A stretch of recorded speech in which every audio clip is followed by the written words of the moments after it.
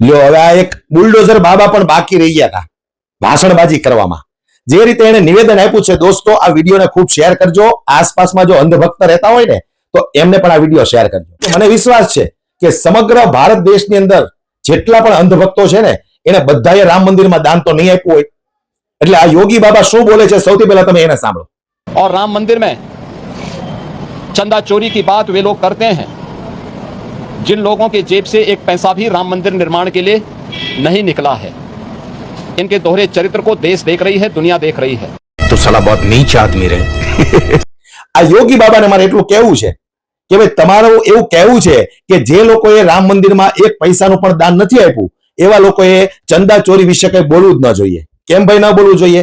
પ્રભુ શ્રી રામ કઈ તમારા એકના છે? તમે એકલા હિન્દુત્વનો ઠેકો લીધો છે? તમે એકલા હિન્દુત્વનો ઠેકો લીધો છે? પ્રભુ શ્રી રામચંદ્ર ભગવાન તમારા એકલાના નથી. તમને જો એવો વહેમ હોય તો એ કાઢી નાખજો.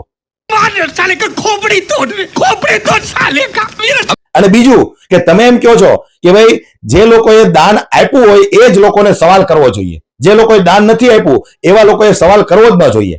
ચાલો આપણે 1 મિનિટ માટે પ્રભુ શ્રી રામના મંદિરને સાઈડમાં મૂકી દઈએ. પણ જે લોકોએ ભારતીય જનતા પાર્ટીને વોટ આપ્યા છે એ લોકો તો તમારા ભ્રષ્ટાચાર સામે સવાલ ઉઠાવી શકે ને? તમારા દોગલાપન સામે સવાલ ઉઠાવી શકે ને?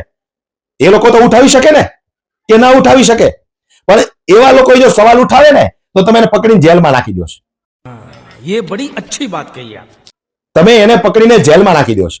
એટલે મારે તો દેશની જનતાને કહેવું છે કે આ દેશને તમારે આગળ અમેરિકા કરતા પણ જો આગળ લઈ જવું હોય ને પણ આ સંસદ ભવન છે, સંસદ ભવનની અંદર દેશની પ્રગતિ કેવી રીતે થાય એની ચર્ચા થવી જોઈએ. દેશનો જીડીપી કેવી રીતે ઉપર જાય એવી ચર્ચાઓ થવી જોઈએ, નહીં કે રામ મંદિરની. રામ મંદિરની અંદર આટલી મોટી ચોરી થઈ ગઈ તો એ તમને નથી દેખાતું, પણ 5 જણા સવાલ પૂછે તો તમને આકરું લાગે છે.